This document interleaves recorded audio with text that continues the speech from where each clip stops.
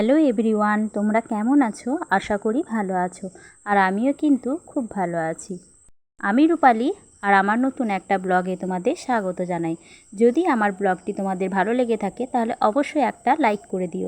তোমাদের এই ছোট্ট একটি লাইক আমাকে পরের ভিডিও বানাতে অনেক বেশি উৎসাহিত করে।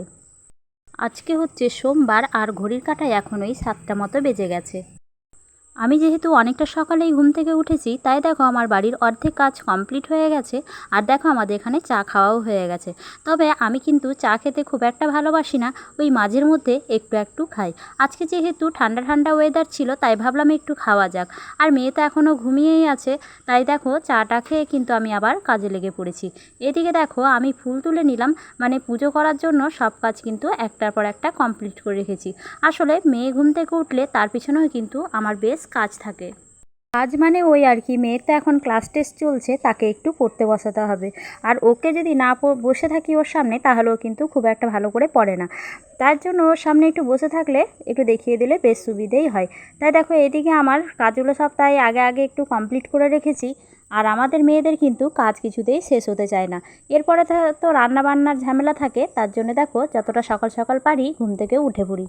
সকালে ঘুম থেকে উঠলে সময়টাও কিন্তু অনেকটা পাওয়া যায়, তাতে কিন্তু আমরা ধীর স্থিরভাবে কাজগুলোও করতে পারি। আর দেখো আমাদের বাড়িতে যেহেতু সব কাজ একা হাতে করতে হয়, তাই কিন্তু বুদ্ধিটাও আমাদেরকেই বের করতে হয়। আর দেখো যেরকমভাবে আমরা আমাদের সংসারটাকে চালাবো সেরকমভাবেই হবে। আর মেয়ে দেখো এদিকে ঘুম থেকে উঠে পড়েছে, তাই দেখো বিছানাটা একটু ঝেড়ে নিলাম। সকাল সকাল যদি বিছানাটা ঝেড়ে নিই আর ঘরে যদি সব কাজ হয়ে যায়, তাহলে কিন্তু মনটাও ফ্রেশ থাকে।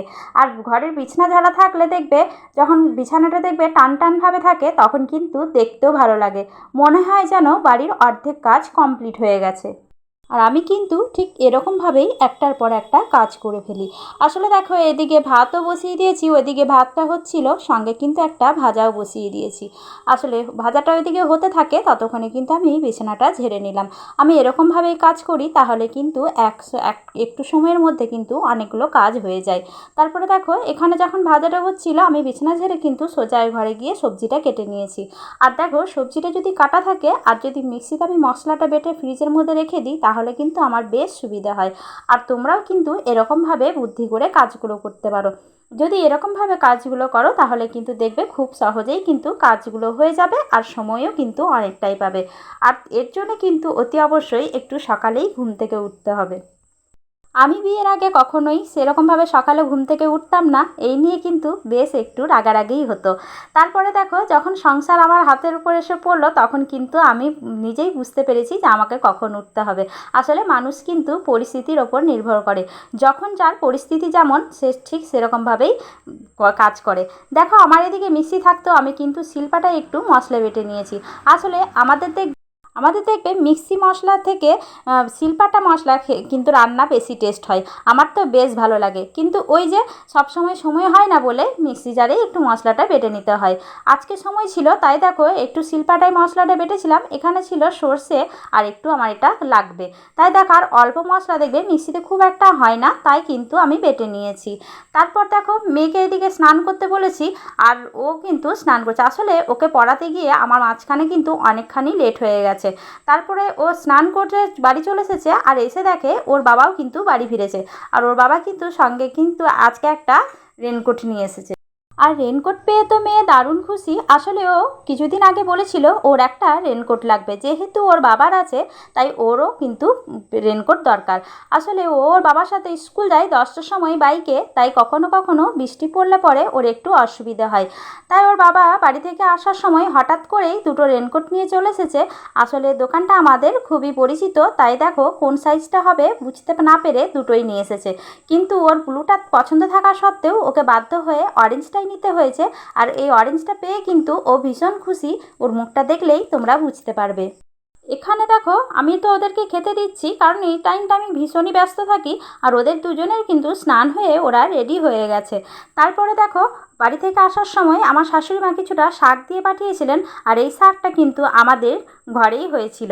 আসলে আমার শ্বশুরমশাই এইগুলো যত্ন করে থাকেন, আর আমার শ্বশুরমশাইয়ের হাতের গাছ কিন্তু খুব ভালো হয়। আর দেখো শাকটা একেবারে টাটকা, আর জানো এখানে কোনো রাসায়নিক সার দেওয়া ছিল না, পুরোটাই জৈব সার দিয়েই শাকটা চাষ করা হয়েছে। আর বাড়িতে সব কিছুই গাছ আছে, পেঁপে, লেবু, পেয়ারা সবই। আর যখন বাড়ি যাব তখন তোমাদের অবশ্যই দেখাবো। আর প্রত্যেকটা গাছেই যেন অনেক বেশি ফলন হয়। তারপরে দেখো এই পুঁই শাকটা যেহেতু আগের দিনে ছিল, তাই দেখো আমি একটু কেটে রেখে দিলাম, এটা সময় করে একটু রান্না করে নেব। আসলে মানে 2 দিন পর পর শাক ভালো লাগবে না, আর এই শাকটা কিন্তু একটু শুকিয়ে এসেছিলো।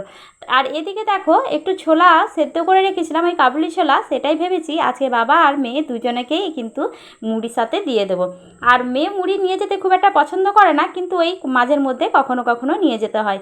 আর একটা করে মিষ্টি দিয়ে দিয়েছিলাম, আশা করি ওদের দুজনের এটাই খাওয়া হয়ে যাবে। আর দেখো মেয়ের একটা ঝিরিঝিরি বৃষ্টি পড়ছিল, আর ওতেই কিন্তু মেয়ে আর মেয়ের বাবা দুজনেই কিন্তু রেনকোট পরে নিয়েছে। তারপর দেখো ওরা তো চলে গেল। ভিডিওটা এই পর্যন্তই, টাটা।